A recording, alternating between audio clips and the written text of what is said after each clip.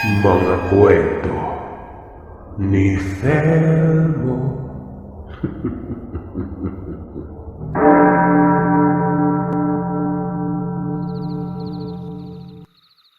Tawagin niyo na lamang po ako sa pangalang Jason. Tubong Nueva Ecija. Taong 2005. May pinsan akong itago niyo na lamang po sa pangalang Nelson at Melbert. Na mga panahon na yun ay sa bahay namin sila naninirahan. Lumayas sila sa bahay nila gawa ng palagi na lamang sila magkapatid na pinag-iinitan ng kanilang ama't pinagbibintang ninakaw ni Melbert ang perang inipon ng kanilang inainahan. Ang kwento pa sa amin ni Melbert, kahit na masama ang ugali niya ay hindi niya magagawang pagnakawan ng pera ang kanyang malditang ina. Hindi siya pinalaking magnanakaw ng kanyang ina nun, yung totoong nanay niya. Nagwika naman si Nelson. Malakas ang hinala niyang ginasta ng babaeng yun ang naipong pera at sa kapatid niya ibinibintang nang sa ganon, ito ang mapag-initan na naman ng kanilang amang walang ibang ginawa kundi ang kampihan palagi ang malditang babaeng yon. O di naman kaya siguro ninakaw ng anak ng babaeng yun ng pera at ipinang-iinom lamang kasama ang mga barkada nito. Noon nga mga tuwiran siyang hindi ang kapatid niya ang nagnakaw, ay mas lalo lamang nagalit ang kanilang ama't umabot na sa puntong pinagbuhatan na sila nito ng kamay. At walang pakialam ang kanilang ama kahit saan man sila tamaan ng kamao nito. Dahil sa sobra-sobra ng pananakit na ginagawa ng kanilang ama, naisipan at napagpasya nila magkapatid na lumayas na lamang. Buti na lang at naisip ni Nelson na sa bahay namin sila pumunta at makiusap na kung pwede ay doon na muna pa sila pansamantalang manirahan noon. Walang hiya talaga yung ama ninyo. Naatim niyang pagbuhatan ng kamay ang sarili niyang mga anak kahit na hindi niya pa alam kung sino talaga yung kumuha. Mas pinili pa niyang kampihan ng babaeng yun Minsang sambit ng aking ama. Nakiusap naman si Melbert sa aking ama na huwag na daw umanang punta ng kanyang ama. Hayaan na lamang ito. Ang importante sa kanilang magkapatid ay nakaalis na sila sa kalbaryong buhay na ipinapatamasa sa kanila. Magmula nung namatay ang kanilang ina at nag-asawa itong muli. Tiyong, hayaan niyo na lang po si tatay. Huwag niyo na pong puntahan. Kaya namimiyasa ang babae niyo ng mga anak niya Masyado kasing pinapaboran palagi ng tatay niyo. Kahit na mali na, hinahayaan na lang. Samantalang kayo itong anak niya at dugo niyang nananalitay dyan sa katawan niyo. Hinahayaan lang kayo. Sinasaktan pa. Namumula na talaga sa galit si tatay nun dahil sa nakita niyang kaawa-awang kalagayan ng pinsan ko. Samantalang ang aking ina naman matapos niyang gamutin ang sugat ni Milbert ay ipinaghanda niya na makakain ng dalawa dahil umalis sila sa lugar nila ng walang pangkain. Pinakalman na lamang ni nanay si tatay nun. Di umano makakatulong ang init ng ulo sa mga nangyari sa dalawa. Pinalabas niya pa si tatay ng bahay at magpalamig umano. Huwag kayong mag-alala. Hanggat nandito kayo sa poder namin ay walang sino man ang pwedeng manakit sa inyo. At dito na kayo sa bahay namin hanggat kailan niyo gusto. Ang akin lang ay huwag kayo magiging pasaway Sumama kayong dalawa sa pinsan ninyong si Jason at magtrabaho para magkapera. Para balang araw ay isampal niyo sa pamilya ng ama niyo yung perang kinita niyo. Wika ng aking ina nun. Pabirong sinabihan ko ang nanay na akala ko ba kalma lang. Bakit pati siya, hindi niya napigilan ng sariling itago ang galit na nararamdaman doon sa ama ng pinsan ko. Marami naman akong binatukan ni mama. Pinandilatan ng mga mata. Nagwikang kahit sino naman talaga'y hindi kayang itago ang galit na nararamdaman. Lalo na kung makikita mo sa ganong sitwasyon ng mga pinsan mo. Puro pasa ang buong katawan. Halos sumabog na ang nguso. Ang totoo ngay mas naawa ako sa pinsan kong si Nelson dahil itong halos sumalo sa lahat ng pananakit na ginawa ng tatay niya. Huwag lang mapuruan ang nakababata niyang kapatid nun. Nagpasalamat si Nelson sa aking ina dahil kahit papano ay napanatag ng kanyang kalooban. May matutuluyan na silang bahay. Sinabi naman ng aking inang wala umano yon. Ang mahalaga ay natutulungan niyang dalawat na bigyan ng masisilungan. Kahit na yumao na ang kapatid ng aking ama, na siyang ina ng dalawa. Paglipas ng araw at linggo ay naging maayos ng kalagayan ng dalawa. Nakapagtrabaho na sila ng maayos at tuluyan ng gumaling ang mga sugat at pasa nila noon. Kapag nakakatanggap naman sila ng sahod ay nag-iipon silang magkapatid at ang iba naman ay binibigay nila kay nanay. Pandagdag umanong pambili ng pagkain. Hindi naman kinukuha lahat ni mama. Konti lang ang binabawas niya sa perang inaabot ng magkapatid. At ang sobra, ibinabalik niya sa dalawa. Para naman kahit papano ay may panggastos sila kung sakaling may mga gusto silang bilhin nun. Hanggang sa isang hapon, habang naglalakad kaming tatlo pauwi sa bahay, may nakasalubong kaming matandang lalaki. Gusgusin yon dahil sa suot nitong sira-sira at ubod na ng dumi. Paglagpas nito sa amin ay nagulat ako nang magsalita ang pinsan kong si Melbert ng hindi maganda ukol sa matanda't may kasama pang pagmumura. Kagad naman siyang sinaway ng kapatid niya at sinabihang maghinay-hinay sa pagsasalita at baka marinig siya ng matanda.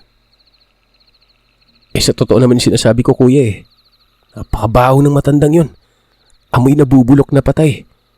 Hindi ba niya naaamoy yung sarili niya? Wala bang pamilyang nag-aaruga sa matandang yun? Hinahayaan lang siyang magpalakad-lakad sa kalsada Umahin ka nga sa edad mo, Melbert. Hindi ka na bata para umakto ng ganyan. Magdi-18 ka na, Bert. Ayusin mo yung ugali mo at hindi lahat ng tao kayang baliwalain yung mga sinasabi mo. Para hindi na mauwi pa sa pagsasagutan ng dalawa ay gupit na nakot sinabihan si Melbert na makinig na lamang kay Nelson. Na para lamang din sa kanya ang sinasabi ni Nelson noon. Hindi na nga tumugon pa ang pinsan ko at ang ginawa nito. Nagpatuloy na lamang sa paglalakad. Sa dalawa kasi magkapatid, si Melbert ang medyo hindi ko gusto ang pag-uugali. May kagaspangan at wala siyang pakialam kahit na makasakit man siya ng damdamin. Ang mahalaga lamang sa kanya ay masabi niya ang gusto niyang sabihin. Kaya naman palagi na lamang siyang pinagsasabihan ni Nelson noon. Nung saglit na nilingon ko ang matanda, sandali akong natigilan sa paglalakad nang makita ko itong nakatingin sa amin na masama. Pakiramdam ko ay saglit na binuhusan ako ng malamig na tubig gawa ng kakaiba kong makatitig sa gawin namin ang matanda't tipong may nagawa kaming hindi maganda dito. Sa isip-isip ko pa noon, baka narinig niya ang sinabi ng pinsan ko kaya't ganun na lamang ang reaksyon ng matanda sa amin. Insan, halika na. Ano pang ginagawa mo dyan? Tawag sa akin ni Nelson. Doon ko lang rin na lamang medyo malayo-layo na pala ako sa dalawa. Hanggang sa pag-uwi nga namin ay hindi pa rin kinikibo ni Melbert ang kapatid niya at dire-diretso lamang ito sa loob ng silid. Nagtataka naman nagtanong ang aking ina kung anong nangyari sa pinsan ko at bakit mukhang wala yata umanin sa hulog. Naku po tiyang, huwag niyo nalang pansinin ng lalaking yon. Napagsabihan ko lang na maghinay-hinay sa mga sinasabi Baka mami magkaroon pa siya ng kaaway dahil sa dyan sa lumalabas sa bungangang hindi tama. Sagot ni Nelson nun at tinulungan ng aking inang mag-ayos na mga lulutuin para sa hapunan. Kinagabihan, habang kumakain kami, itinanong ng aking ama kung dumalaw na ba ang dalawang pinsan ko sa kanilang ama nun. Nabalitaan kasi ni Papa na may sakit umano ang kanilang tatay. Mukhang isang ubo na lamang umano. Mamamatay na raw. Isang ubo? Naku tiyong, hindi po ako naniniwala sa sinasabi nyo. Alam nyo kasi mas naniniwala ako sa sinasabi ng lahat na yung masamang damo matagal mamatay. Imposibleng mamamatay kagad yung taong yan. Wika ni Melbert nun. At halata pa rin talaga ang gigil at galit na nararamdaman sa tatay niya. Marahil ay napansin ni Papa na galit pa rin ang magkapatid sa kanilang ama. Kaya't iniba niya na lamang ang usapan. Siya nga pala, bukas. Sumama kayo sa akin pumunta sa bahay ng kumpare ko May konting handaan doon at naaya ko. Napansin ko nito mga nakaraan naging abala kayo sa pagtatrabaho Kaya't mas magandang magpahinga din naman kayo kung paminsan-minsan. Sambit ni tatay. Napalatak si Melbert at napamurang nagwikang hinding-hindi niya raw tatanggihan ang paanyaya ng aking ama. Matagal-tagal na rin kasi siyang hindi nakakainom ng alak. Hinarap pa nga nito ang kapatid at pilit na kinumbinsing sumama sila. Nung tumango si Nelson, saka palang tumigil sa pangungulit ang kapatid nito. Ikaw Jason, sumama ka na rin sa amin na para naman marami tayong maglalakad pa uwi bukas ng gabi. Wika ni Papa, na sinang-ayunan ko na rin naman. Kinabukasan nga ay kaagad na kaming umalis papunta sa karatig lugar, kung saan naroroon ang bahay ng kumpare ni Papa. Habang naglalakad ay panay ang pagkikwento namin ng masasaya. Nung nasa parte ng talahiban na kami, sobrang kadaldala ng pinsan kong si Melbert ay may nasagi na naman siyang matandat sa malampak sa lupa. Masyado kaming naaliw sa kwentuhan at ang nakapagtataka, hindi namin napansin na meron palang matandang naglalakad pa sa lubong sa amin nun. Walang katao-tao. Tahimik yung daanan na yun eh. Alam mo parang bigla na lang sumulpot yun. Tapos nabanggangan itong Milbert. Nakita kong natapon ng hawak na bayong ng matanda. Natalsikan ng dumi ang suot ni Milbert.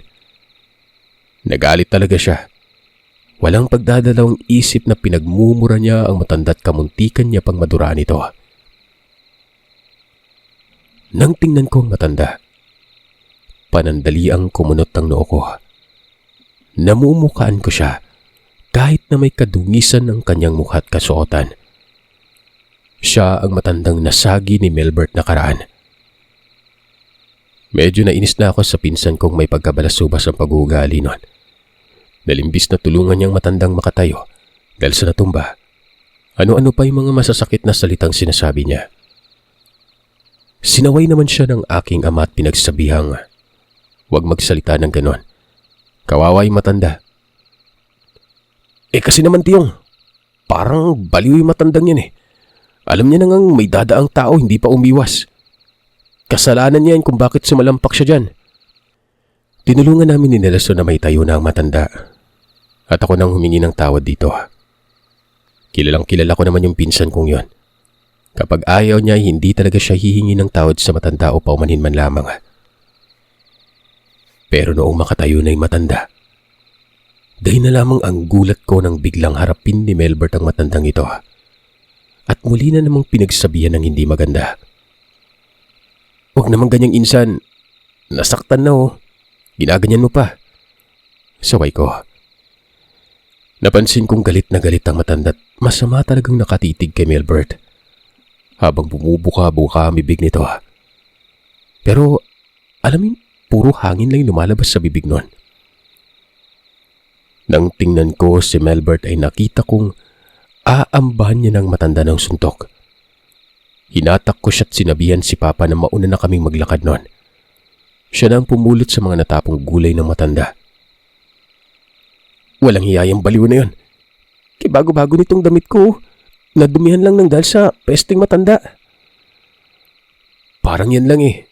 Kung ano-ano na yung sinasabi mo doon, hindi ka na nahiya kay Tiyong. Seryosong saad ni Nelson sa kapatid niya.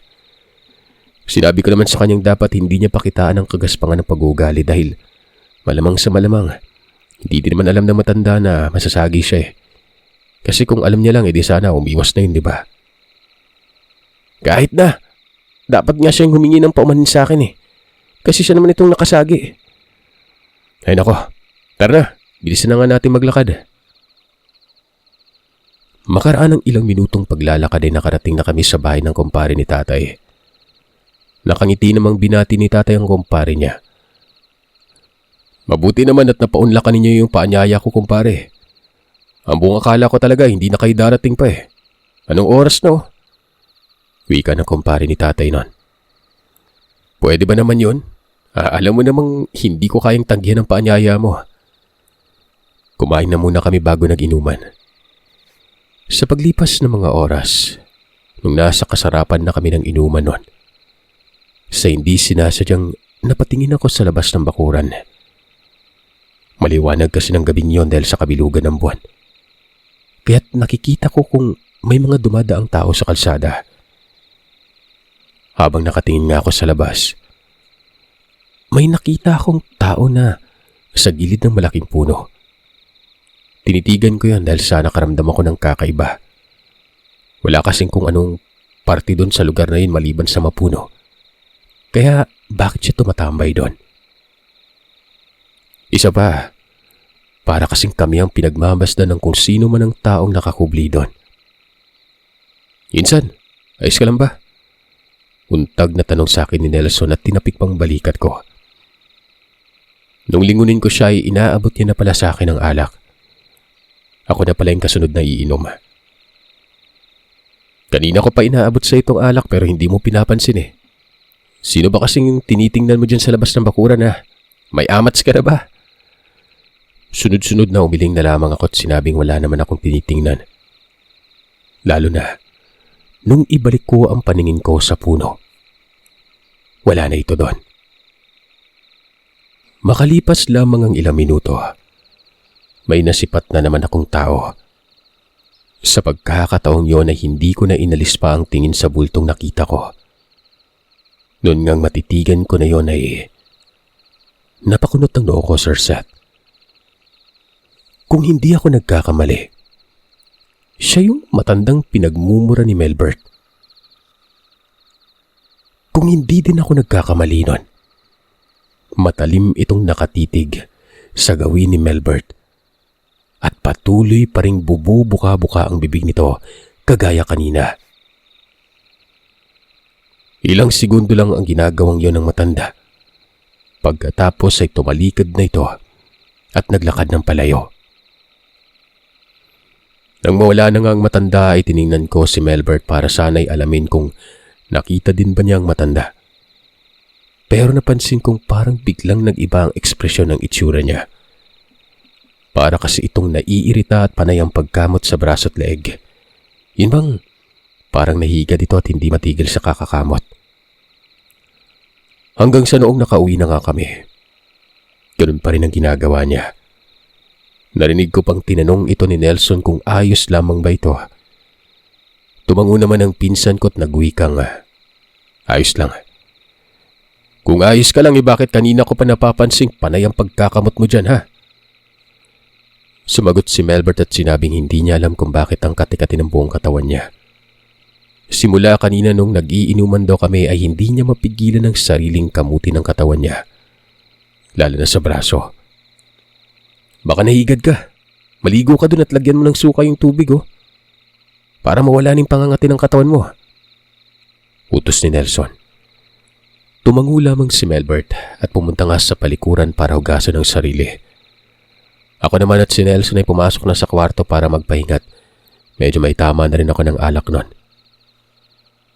Pagpasok ko sa kwarto at lumapat na siga ng katawan ko. Wala pa mang ilang minuto. Nakatulog na ako nun. Kinabukasan, nung kakain na sana kami ng agahan, ay napansin kong parang may kakaiba sa braso ng pinsan ko. Sandali kong tinitigan yun at gayon na lamang ang pagkunot ng noo ko ng, alam mo yung parang napaso ng bahagya yung balat niya sa braso ng mainit na tubig. Meron ding maliliit na butlig ang tumubo sa mukha niya. Parang tagyawat na hindi. Insan, anong nangyari dyan sa mukha mo, sa balat mo? Hinawakan niya naman ang braso niya. Wala to. Kumain na lang tayo, huwag mo na itong pansinin. Sagot niya. Para din siyang gutom na gutom nung araw na yon. Para bang wala siyang pakialam kahit ano yung nangyari sa itsura niya o sa balat niya. Habang lumilipas ang araw ay nagtataka na ako dahil sa napansin kong palalaki na ng palaki ang sugat sa braso nito at dumarami ng butlig sa muka. Hanggang sa isa-isa na ngang pumutok at nagnanaknak sa mukha ni Melbert ang mga butlig na ito. Sinabi niya pang nararamdaman niya umanong hapdi at sakit sa kanyang mukha noon. Maging ang braso niya ay nakakaramdam na rin siya ng sakit na para bang may kumukutkot na insekto sa laman. Magpatingin ka na kaya sa doktor, Insan? Sumabat naman sa usapan si Papa at sinabing magpatingin na ito sa lalong madaling panahon. Huwag na nitong patagalin pa mga sugat nitong nagnanaknak. Nang sa ganun magamot na kaagad at malaman kung anong nangyari. Dahan-dahan na rin kasing gumagapang doon sa leeg ang sugat ng kaibigan ko. Alam mo yung para siyang may ketong. Kada araw na lang kasi ay hindi dalawa ang sumusulpot na galis. 3 yon. Kasing laki ng bariyang 10 piso.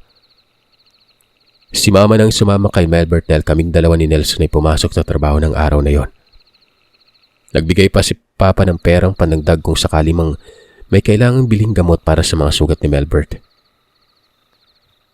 Kinahapunan pag-uwi namin, nalaman naming allergy lamang umano ang mga kati-kating tumubo. Ayon yun sa doktor kaya niresetahan lamang siya ng gamot para sa allergy at sabon. Pero habang lumilipas sa mga araw, lalo lamang lumalala ang mga sugat at bukol na nagsisipagtubuan sa parte ng katawan niya. Hanggang sa ayon, mula braso, umabot na sa kamay nito. At unti-unti na yung nabubulok. Namamagaan na rin ang mukha niya at gasingkit na nga lang ang mga mata at halos hindi niya na maidilat sa sobrang pamamaganon. Maya-maya pa, bigla na lang nagreklamo si Melbert na bigla na lamang umanong sumakit at tumapdi yung bandang likuran niya. Tiningnan niya ni Nelson. Kamuntik-muntikan pa akong maduwal nang nakita kong puno ng sugat ang likuran nun. Yung aakalain mong mga pigsang nagbabadyang magputukan. Ang iba nga, may mga likidong kulay dilaw nang lumalabas. Ang nakapagtataka doon, Sir Seth, sigurado silang wala pa umano yun noong nakaraang araw. Yung bigla na lang tumubo doon. Napakalansa ng amoy nito na umalingasaw at aakalain mong amoy na bubulok na laman. Kitang-kita ko sa mukha ng pinsan kong nahihirapan na ito't napapansin kong hindi siya masyadong nakakatulog sa gabi. Naririnig namin na mayat maya ang ungot niya. Todo asikaso naman sa kanya si Nelson. Nagtatyagang lutuan siya ng lugaw at sinusubuan. Dahil kung hahayaan lamang ni Nelson ang kapatid niyang kumain, 1 o 2 subo lang ng pagkain umayaw na ito. Ang rason ni Melbert kay Nelson ay wala umano itong ganang kumain at kakaiba ang nalalasahan niya sa lahat ng pagkaing inihahain sa kanya. Pakiramdam niya ay parang may buhangin ding nakabara sa lalamunan niya tuwing kakain siya. Kaya't nawawalan siya ng gana noon. Ultimong ang pag-inom nga ng tubig, bibihira na lamang. Simula nung dapuan ng malalang sakit ang pinsan ko, ay umaalingasaw na rin sa buong kabahayan ang napakabahong amoy ng nabubulok na sugat. Kahit anong linis ang gawin ni Nelson sa kapatid niya, kumakapit pa rin dito ang napakabahong amoy. Isang beses nga, Sir Seth, naririnig ko yung mga kapitbahay namin noon.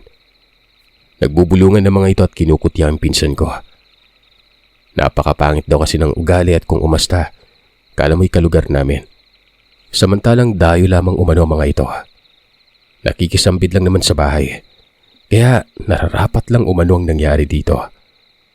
Kinukumpara pa nga nila yung dalawang magkapatid. Malayong malayo umano yung ugali ni Nelson. Kung gaanong katahimik at kabait ito, kabaliktaran naman ng kapatid niya.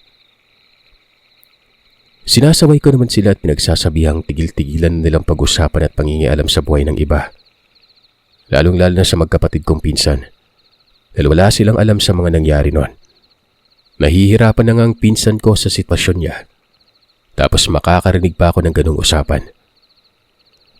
Tumahimik naman ang mga ito ang nagganyan-kanyang pulasan na para mga asong sinabuyan ng mainit na tubig.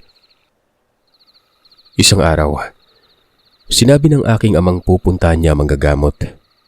Kakilala ng kumpare niya.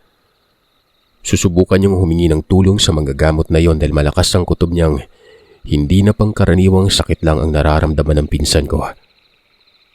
Binilinan niya pa kaming bantayan naming maigi si Melbert habang wala pa siya. Saglit lamang daw siya doon at babalik din kagad. Mga 1 oras mahigit din ang lumipas bago nakabalik sa bahay si Papa.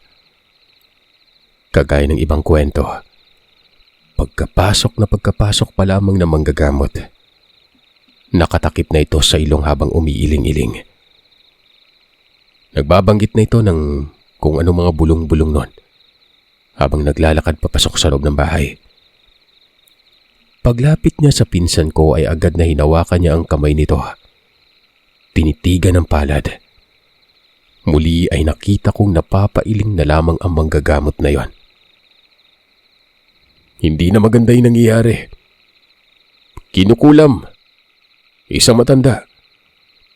May nagawa kang kasalanan, no? Ano? Panimulang wika ng manggagamot. May naalala ka bang matandang ginawan mo ng hindi maganda? Hindi nakasagot si Melbert. Alam kong alam niya ang tinatanong ng manggagamot na yon. Siyempre walang iba, kundi yung matandang lalaking 2 beses na nasagi ng pinsan ko. Kinutuban na rin ako noon. Hindi kaya yun yung tinutukoy ng manggagamot na ito? Laking gulat namin, sir, nang imwestro ng manggagamot kung ano ang eksaktong sinabi ni Melbert doon sa matandang gusgusin. Walang labis, walang kulang ang mga sinasabi nito. Kaya't hindi ko mapigilan ang sariling mamangha sa manggagamot. Hinawakan lamang nito ang kamay ng pinsan ko at may mga inusal na orasyon. Tapos ayon, nalaman kaagad kung ano ang ginawa ng pinsan ko sa matandang pinagmumura niya. Alam mo, Iho, minsan din ay nasa pag-uugali din natin ang dahilan kung kaya nakakagawa ng hindi maganda yung ibang tao sa atin. Baguhin mo yung pag-uugali mo, ha? Iyan ang magdadala sa'yo sa kapahamakan. Naiintindihan mo ba? Pero manong, sobra-sobra naman po itong ginawa niya sa akin. Nahihirapan na po ako. O bakit? Nung pinagsalitaan mo ba ng hindi maganda at inambahan mo ng suntok yung matanda, naisip mo ba yung kapakanan ng taong yun? Diba hindi? Ikaw, unang tingin ko pa lang sa'yo, alam kong magaspang na ang ugali mo. Hanggat hindi mo binabago yan, walang mangyayari sa'yo maganda. Tumahimik ang pinsan ko nun. Tama lahat ng sinabi ng manggagamot. Maling-mali talaga siya sa ginawa niya. Isa pa, imbis na siyang humingi ng tawa daw paumanhin doon sa matanda sinigaw-sigawan niya pa yon at pinagsalitaan ng hindi maganda. Nakita kong nag-uusal ng orasyon at inihip ng albularyo yon sa katawan ng pinsan ko. May mga dasal itong binabanggit. Pinausukan din ito ng mga kamangyan na may mga iba't ibang uri ng mga sangkap si Melbert. Pagkatapos ay sinabihan si Papa na maghanap ng purong itim na manok. Dahil yun ang iaalay niya doon sa gabay na mangkukulam. Kapalit ng pagpapalaya nito sa pinsan ko. Pasalamat na lamang talaga umano ang pinsan ko dahil kilala ng manggagamot ang taong gumawa nito sa kanya. Kaya't sa pamamagitan niya, nagkaroon sila ng koneksyon doon sa mangkukulam. Napakiusapan niya itong alisin na ang kulam na yon. Kapag nakita mo ulit yung matanda, humingi ka ng tawad. Matuto kang magpakumbaba. Huwag mong gayahin yung taong ginamot ko doon sa karatig baryo. Dahil sa pagmamataas niya't ayaw ibaba yung garbo niya. Ayun, wala pang isang araw binawian na agad ng buhay. Ano man lang ba yung humingi ka ng tawad sa taong nagawan mo ng hindi maganda? Dagdag pa ng manggagamot nasa bingit na ng kamatayan ng taong humingi sa kanya ng tulong. Hindi niya na ito natulungan. Isa pa, paano niyang matutulungan ng taong yun ayaw magpakumbaba. Pinagsabihan niya ng humingi ng tawad dahil naririnig sila ng kumukulam. Pero hindi niya ginawa. Dahil sa narinig ni Melbert ay sunod-sunod siyang tumango nun. Makaraan ng mahigit 1 oras na gamutan at pagriritual sa pag-aali ng dugo at laman ng hayop dun sa gabay ng mangkukulam. Tuluyan na rin umanong nabaklas ang kulam na kumapit sa pinsan ko. Matapos ng huling dasal ay umihip sa bunbunan niya ang manggagamot. Pagkatapos ay pinagpagan nito ang katawan ng pinsan ko na para bang may dumi lamang yon. Nang matapos niyang gawin yon ay sinermonan ulit si Melbert. Baguhin mo na yung ugali mo. Matuto kang sumunod sa matatanda at matuto kang humingi ng tawad. Lalo na kung kasalanan mo naman talaga. Sunod-sunod lamang na tumango ang pinsan ko. Magbabago naman na siya at hindi na magiging balasubas. Mag-iingat na rin umano siya sa bawat salitang bibitawan niya. Nang sa ganon ay hindi siya makapanakit pa ng damdamin ng kapwa. Sa parte ng gamutang ginagawa sa pinsan ko ay medyo iniksihan ko na't hindi na idinetalye masyado kung anong ginagawa. Basta umabot yun ng 3 oras o higit pa bago matapos. Pagkatapos nga ng nangyari yun ay naging aral na sa pinsan kong huwag basta-bastang magbitaw ng mga masasakit na kataga sa kapwa. Lalo na kung hindi mo naman kilalang lubusan ng taong pagsasalitaan mo ng hindi maganda. Pinagmumura mo pa. Lumipas ang mga araw ay napansin kong unti-unti nang nagbabago ang pag-uugali ng pinsan ko. Hindi na rin ito bugnutin at mainitin ang ulo. Palagi na itong nakangiti at magalang na sumusunod sa kapatid niya. Naisip ko ring marahil kaya naging magaspang ang pag-uugali nito dahil sa kinalakihan nitong pamilya. Ganun na ganun kasi ang ugali ng kanyang ama. Palaging nakasigaw na aakalain mong naghahamon ng away. Isang umaga, may pumunta sa bahay namin at hinanap ang magkapatid. Nung lumabas si Nelson para harapin ang taong naghahanap sa kanila, nalaman kong isa yon sa mga anak ng babaeng kinakasama ng tatay nila. Ibinalita nito sa kanilang patay na ang kanilang ama. Kinulam umano.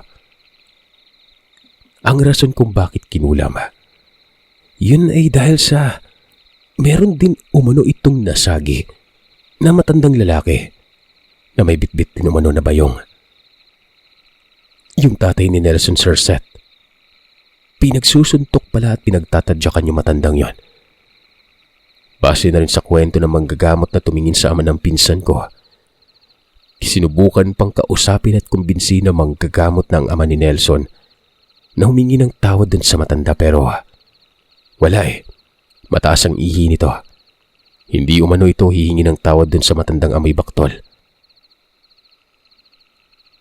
Coincident man, Sir Seth, pero nakakapanindig balahibo. Kung hindi kasi sila o hindi kami nagkakamali, yung ikinuwento ng manggagamot sa amin, hindi kaya yun yung ama nila Nelson? Magpaganon pa man ay pumunta sa lamay itong magkapatid. Hindi umano sila nag-iimikan itong inainahan nila. Pagkatapos ng libing, muling bumalik ang magkapatid sa bahay. Hindi na sila kumuha o humabol pa sa mana. Bali nagtrabaho sila ng nagtrabaho noon at nung nakapangasawa, nakahanap sila ng kanilang lugar, pagtatayuan ng simpleng bahay lang. At yun, malapit yun sa amin. At paminsan-minsan, dumadalaw sila. Unti-unti na ring nagbago ang ugali ni Melbert noon. Dahan-dahan lang, hindi niya binigla. Hanggang sa, ayun, lumaki at nagkaedad na kalmado na ito. Hanggang dito na lamang pong aking kwento mga kagiliw. Maraming salamat po.